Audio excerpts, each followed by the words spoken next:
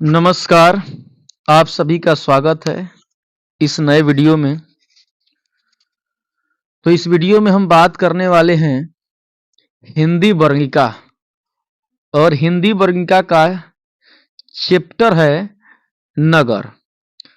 तो नगर चैप्टर से हम देखेंगे सभी ऑब्जेक्टिव क्वेश्चन को। तो पहला ऑब्जेक्टिव है नगर शीर्षक कहानी के लेखक कौन है। नगर शीर्षक कहानी के लेखक कौन है? ध्यान दीजिए, एक क्वेश्चन 2020 में पूछा है।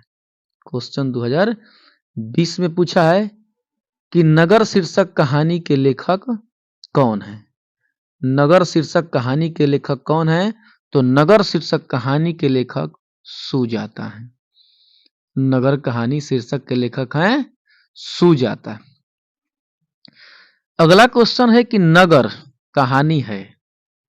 नगर कहानी है तो नगर कहानी तमिल भाषा की है। तमिल भाषा की है। अगला क्वेश्चन है नगर शीर्षक कहानी का प्रमुख पात्र कौन है। नगर शीर्षक कहानी का प्रमुख पात्र पापपाती है। नगर शीर्षक कहानी का प्रमुख पात्र कहानी है। चौथा क्वेश्चन है पापपाती को उसकी मां इलाज के लिए कौन से शहर लेकर गई थी। पापपाती को उसकी मां इलाज के लिए कौन से शहर लेकर गई थी? तो इलाज के लिए मदुरै शहर लेकर के गई थी।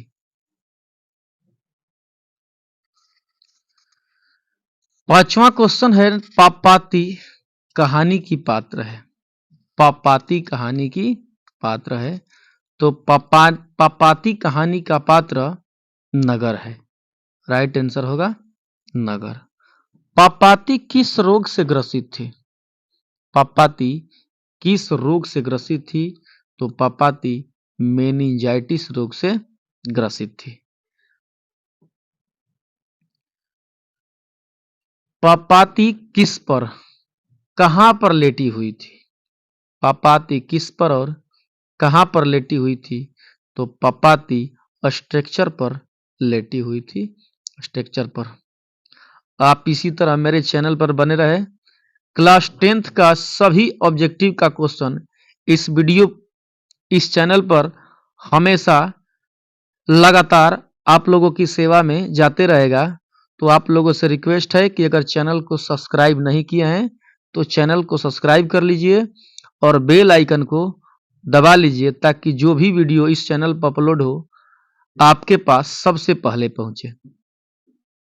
अगला क्वेश्चन है पापपाती की उम्र क्या थी? पापपाती की उम्र क्या थी? तो पापपाती की उम्र 12 वर्ष थी। पापपाती की उम्र 12 वर्ष थी। अगला क्वेश्चन है पापपाती बेहोश क्यों पड़ी थी? पापपाती बेहोश क्यों पड़ी थी? तब पापपाती का तेज बुखार के कारण पापपाती बेहोश पड़ी थी। यानी तेज बुखार के कारण पापपाती बेहोश पड़ी थी। अगर पापपाती को भर्ती कर लिया जाता तो वह कौन सा नंबर का कमरा होता? अगर पापपाती को भर्ती कर लिया जाता तो वह कौन सा नंबर का कमरा होता? तो वह कमरा का नंबर 48 होता है। कमरा नंबर 48। पहले दिन पापपाती को क्या था?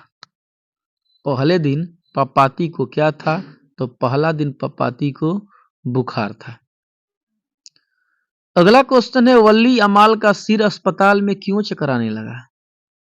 वल्ली अमाल का सिर अस्पताल में क्यों चकराने लगा? तो वल्ली अमाल का सिर भूख एवं अस्पताल में फैली गंदगी के कारण गंध के कारण चकराने लगा। वल्ली अमाल ने बेटी को ठीक होने के लिए किस मंदिर में रेजगारी भरकर भेंट करने की मन्नत मांगी? वल्ली अमाल ने बेटी को ठीक होने के लिए किस मंदिर में रेजगारी भरकर भेंट करने की मन्नत मांगी? तो इसका राइट आंसर होगा वैदिश्वरन। वैदिश्वरन मंदिर में उन्होंने मन्नत मांगी कि अगर बेटी ठीक हो जाएगी तो रेजगारी भरकर भेंट करूंगी। अगला क्वेश्चन है, वल्ली अमाल क्या नहीं जानती थी? वल्ली अमाल क्या नहीं जानती थी? तो वल्ली अमाल पढ़ना नहीं जानती थी। वल्ली अमाल को अपने कैसे पति पर गुस्सा आया? वल्ली अमाल को अपने कैसे पति पर गुस्सा आया? तो ध्यान दीजिए, उनके पति का देहांत हो गया था, तो मृत पति पर उनको गुस्सा आया। वल्ली अमाल किस गांव से आई थी? वल्ली अमाल किस गांव से आई थी? तो गांव का नाम है मुन्नाडी पट्टी। मुन्नाडी पट्टी, यानी वल्ली अमाल मुन्नाडी पट्टी से आई थी। वल्ली अमाल की लड़की का क्या नाम था? वल्ली अमाल की लड़की का क्या नाम था? तो वल्ली अमाल की लड़की का नाम पप्पाती था। वल्ली अमाल की लड़की का नाम पप्पाती था। सुजाता अपनी रचना शैली एवं किस चीज के लिए जानी जाती है? तो विषय वस्तु के लिए। विषय वस्तु के लिए जानी जाती है। सुजाता का जन्म कब हुआ था? सुजाता का जन्म कब हुआ था? तो सुजाता का जन्म 3 मई 1935 ईस्वी में हुआ था। कहानीकार सुजाता का असली नाम क्या है? कहानीकार सुजाता का असली नाम क्या है? तो कहानीकार सुजाता का असली नाम एस रंगराजन है। एस रंगराजन। मदुरै पांड्य लोगों की दूसरी राजधानी है, यह किस पुस्तक में लिखा है? मदुरै पांड्य लोगों की दूसरी राजधानी है, यह किस पुस्तक में लिखा है? तो इस पुस्तक का नाम है तुलनात्मक व्याकरण। तुलनात्मक व्याकरण। 22वां क्वेश्चन है, तुलनात्मक व्याकरण किसकी रचना है? तुलनात्मक व्याकरण किसकी रचना है? तो तुलनात्मक व्याकरण कार्लवेल की रचना है। क्वेश्चन है, तुलनात्मक व्याकरण किसकी रचना है? तो तुलनात्मक व्याकरण कार्लवेल की रचना है। अस्पताल के सभी डॉट डॉट एक जैसे थे। अस्पताल के सभी एक जैसे थे, तो अस्पताल के सभी कमरे एक जैसे थे। राइट आंसर होगा कमरे। सभी अस्पताल के कमरे एक जैसे थे। साइकिल रिक्शा किस ओर बढ़ता जा रहा था? साइकिल रिक्शा किस ओर बढ़ता जा रहा था? तो साइकिल रिक्शा बस अड्डा की ओर बढ़ता जा रहा था। राइट आंसर होगा बी, ए, बस अड्डा की ओर। एस रंगराजन किस लेखक का पूरा नाम है? एस रंगराजन किस लेखक का पूरा नाम है? तो एस रंगराजन सुजाता लेखक का पूरा नाम है।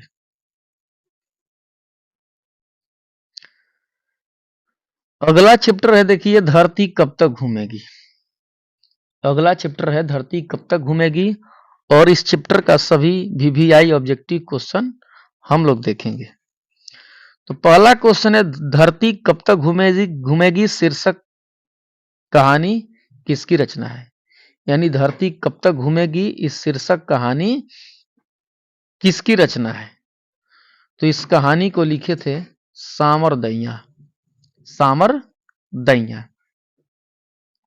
ध्यान दीजिए, एक माँ की कहानी इसमें है, जिनके बेटे हैं अलग हो जाते हैं और माँ को इधर से उधर करते रहते हैं। दूसरा क्वेश्चन है, धरती कब तक घूमेगी शीर्षक कहानी का प्रमुख पात्र कौन है? तो धरती कब तक घूमेगी शीर्षक कहानी का प्रमुख पात्र सीता है। सीता, उस मां का नाम है, ध्यान दीजिए, सीता। धरती कब तक घूमेगी शीर्षक कहानी कहां से संकलित?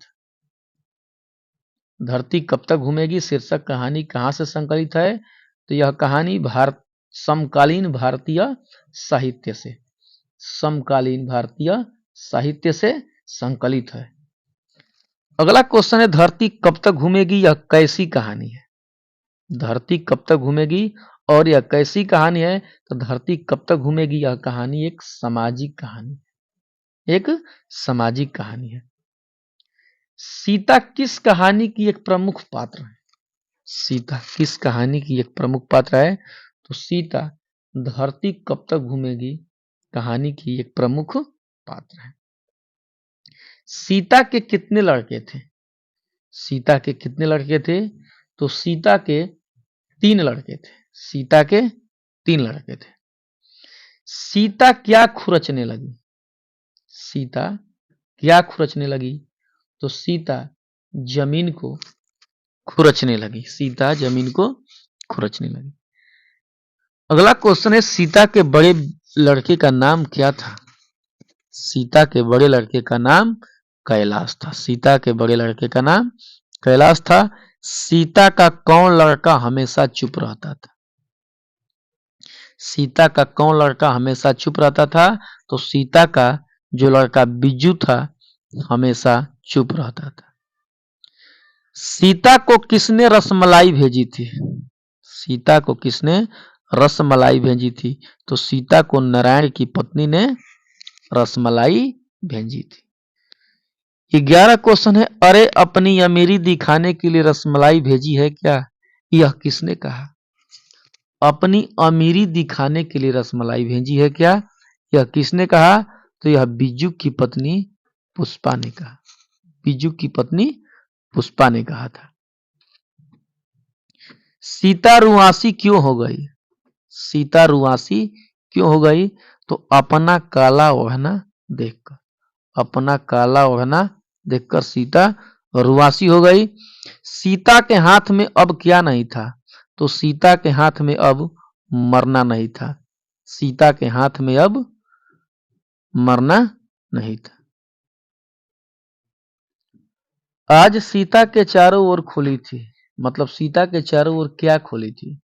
तो सीता के चारों ओर हवा खुली थी। 3 बेटे 2 वक्त की रोटी 1 माँ किस कहानी की पंक्ति है? 3 बेटे 2 वक्त की रोटी 1 माँ की कहानी है। तो यह कहानी का नाम है धरती कब तक घूमेगी। धरती कब तक घूमेगी। नाहर सिंह जी वाले दिन खाना, नाहर सिंह जी वाले दिन खाना खाते हुए सीता को क्या बिल्कुल फीकी लगी? तो लपसी। राइट आंसर होगा लपसी। सवाल किस चीज का है? सवाल आंसर होगा रोटी का है। सवाल किस चीज का है? तो राइट आंसर होगा रोटी का। सावर दैया किस पाठ के कथाकार हैं? सावर दैया किस पाठ के कथाकार हैं? तो सावर दैया धरती कब तक घूमेगी पाठ के कथाकार हैं। सांवर दैया किस भाषा के प्रमुख कहानीकार हैं? सांवर दैया किस भाषा के प्रमुख कहानीकार हैं? तो सांवर दैया राजस्थानी भाषा के प्रमुख कहानीकार हैं। किसकी पत्नी ने दाल का हलवा बनाया था? किसकी पत्नी ने दाल की हलवा बनाया था? तो कैलाश की पत्नी दाल का हलवा बनाया था। अगला क्वेश्चन है, नारायण की पत्नी का क्या नाम था? नारायण की पत्नी का क्या नाम था? तो नारायण की पत्नी का नाम भंवरी था। नारायण की पत्नी का नाम भंवरी था। अगला क्वेश्चन है, बिज्जू की पत्नी का नाम था। बिज्जू की पत्नी का नाम, तो बिज्जू का पत्नी का नाम पुष्पा था। बिज्जू की पत्नी का नाम पुष्पा था। किसे महसूस होने लगा कि आकाश अनंत नहीं है? किसे महसूस होने लगा कि आकाश का अनंत नहीं है? तो सीता को। राइट आंसर होगा सीता को। भुनती हुई दाल देखकर सीता को लगा कि वो अभी डॉट डॉट जा रही है। भुनती हुई दाल को देखकर सीता को क्या लगा कि वो अभी, तो राइट आंसर होगा भुनी जा रही है। जिस प्रकार दाल भुना जा रहा है उसी प्रकार हम भी। क्या सब कुछ बता देती है? क्या सब कुछ बता देती है? तो राइट आंसर होगा आंखें सब कुछ बता देती है। आंखें सब कुछ बता देती है। सीता के बेटों ने सीता को कितने रुपए माहवारी खर्च देने का निर्णय लिया? सीता के बेटों ने सीता को कितने रुपए माहवारी खर्च देने का निर्णय लिया? तो राइट आंसर होगा 50 रुपये। अगले दिन सीता ने क्या किया? अगले दिन सीता ने घर को छोड़ दिया। अगले दिन सीता ने घर को छोड़ दी। यह बात अच्छी नहीं लगती कि माँ महीने भर इधर उधर लुढ़कती रहे, यह किसने कहा? अगला क्वेश्चन है, यह बात अच्छी नहीं लगती कि माँ महीने भर इधर उधर लुढ़कती रहे, यह किसने कहा? तो यह कैलाश ने कहा था। यह कैलाश ने कहा था। भर आई आंखें पोंछ कर किसने आकाश की ओर देखा? भर आई आंखें यानी आंखों में पानी भरा था, और आंखें पोंछ कर किसने आकाश की ओर देखा? तो राइट आंसर होगा सीता ने आकाश की ओर देखा।